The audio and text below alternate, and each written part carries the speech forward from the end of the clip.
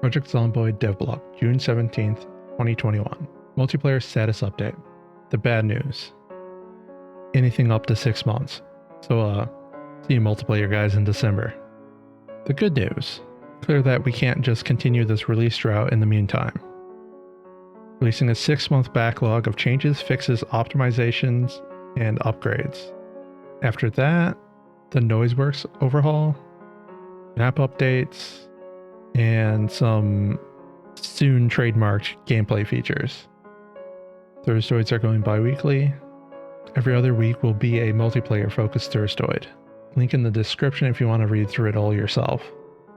Now on to my opinion, they've needed to split single player and multiplayer up for months. I'm actually very glad that they've done this. The fact that optimizations weren't making it into the game because they couldn't figure that out was ridiculous.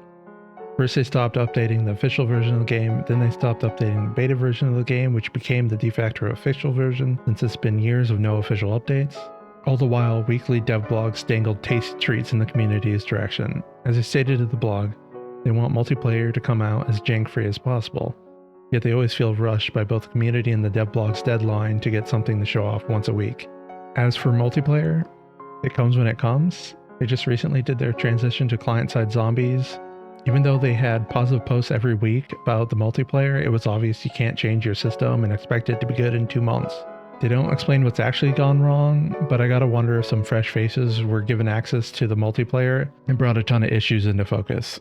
Saying up to 6 months was the proper way to handle this. Tell people here's the date, and if they happen to get it done earlier, well, it's done earlier. Rejoice. How do I feel about the Thirstoids going bi-weekly or arguably monthly, since they used to include both topics in one? I'll miss them, but they shouldn't be putting so much effort and deadlines on community posts. Show stuff off when it's done and can go into the game. Months of devblogs talking about Valve time features isn't the way to go. I'm not gonna lie, the last couple cautiously optimistic devblogs had me thinking multiplayer was a few weeks away from a beta release. That's all for today, have a good one.